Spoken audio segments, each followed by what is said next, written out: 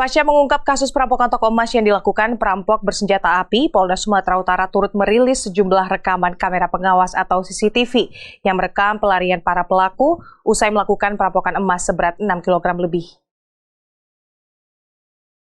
Rekaman CCTV pelaku perampokan toko emas ini dirilis Polda Sumatera Utara. Sedikitnya ada 100 rekaman CCTV yang dikumpulkan untuk mengungkap aksi beringas perampok yang terjadi di Pasar Simpang Limun 3 pekan lalu. Rekaman tersebut berisi detik-detik keempat pelaku yang berperan sebagai eksekutor datang dengan santai ke lokasi kejadian. Sebelum pada akhirnya merampok 2 toko emas dan menembak seorang juru parkir yang berusaha mencegah pelarian para pelaku. Dalam rekaman CCTV ini, pelaku juga terlihat lari ke arah Percut Setua Deli Serdang sesaat setelah melakukan perampokan. Pelaku sempat berpencar karena pelarian yang dilakukan 3 dari 4 pelaku mengarah ke jalan yang sebelumnya dilalui. Namun bedanya, ketiga pelaku saat kembali ke jalan yang sama dalam posisi berboncengan dengan 1 sepeda motor. Sedangkan 1 pelaku lagi yang merupakan otak pelaku tidak lagi terlihat usai kabur ke Kabupaten Deli Serdang seorang diri dengan sepeda motor.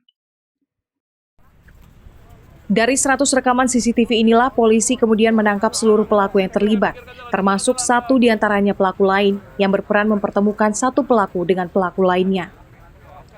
Dari total 5 pelaku yang ditangkap, 1 diantaranya merupakan otak pelaku terpaksa ditembak mati karena melawan petugas saat proses penyidikan lanjutan.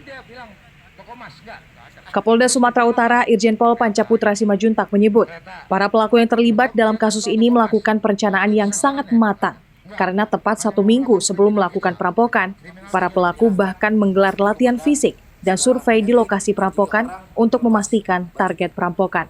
Barang bukti yang kita temukan, kalau kita bicara dari hasil penyelidikan, mereka hanya melakukan dalam waktu 3 menit. Kalau mulai dari jalan sampai pergi 8 menit. Waktu melakukan kekerasan pengancaman sampai mengambil 3 menit. Tentu teman-teman semua kita melihat ini orang-orang yang terlatih. Tetapi tadi saya tanya dari hasil keterangannya bahwa memang sebelumnya sudah disepakati mereka latihan singkat, bahwa tingginya meja itu dipelajari setinggi pinggang dan diingatkan kepada mereka untuk dilatih, termasuk juga menyiapkan Hansaplast.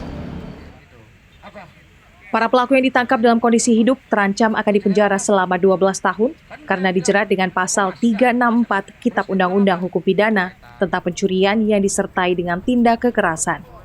Tim Liputan, Kompas TV, Medan, Sumatera Utara.